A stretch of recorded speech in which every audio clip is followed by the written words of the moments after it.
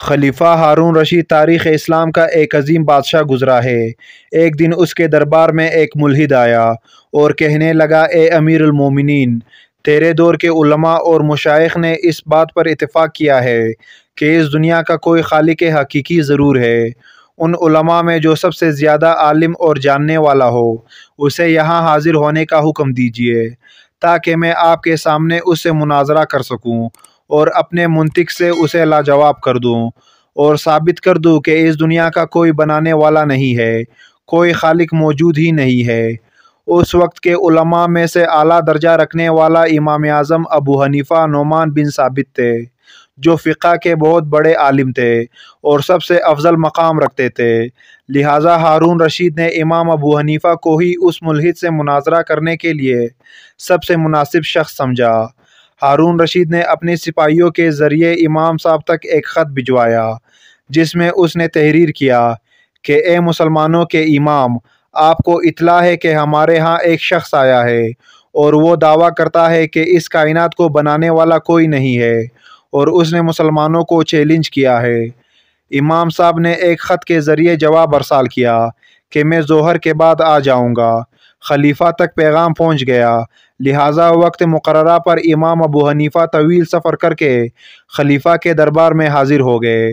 ہارون رشید، جو کہ علماء اور بزرگوں کی بہت عزت کیا کرتا تھا، اس نے امام ابو حنیفہ کا پرجوش استقبال کیا اور اپنے ساتھ بلند مقام پر بٹھایا، اور سارے درباری یہ دلچسپ مناظرہ دیکھنے کے لیے جمع ہو گئے۔ مناظرہ کی ابتدا ہوئی۔ ملحد نے قبل اس کے کہ کچھ اعتراض کرے، امام صاحب کا تاخیر ہونے کا سبب دریافت کیا اور کہا، آپ نے آنے میں اتنی دیر کیوں کی؟ امام صاحب نے جواب دیا، میرے ساتھ ایک عجیب واقعہ پیش آیا، اس لیے اتنی دیر ہو گئی۔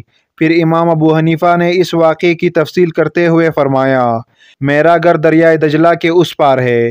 میں اپنے گھر سے نکلا اور دریا کے پاس آیا تاکہ اسے پار کروں۔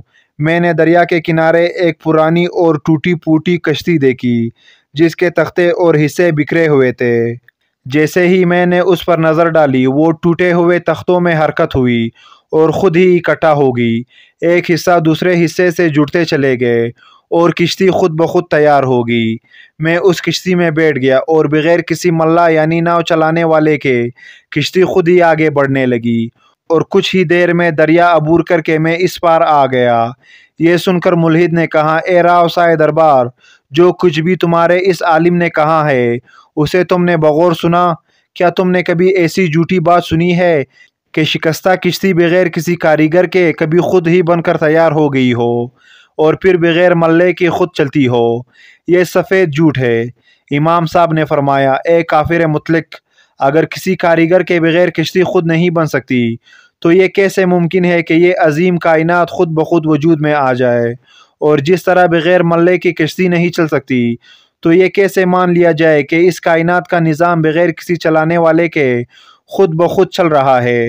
امام ابو حنیفہ کی اس منطقی اور علمی بصارت سے لوگ بہت زیادہ متاثر ہوئے اور لوگوں کا ایمان اور بھی پختہ ہو گیا۔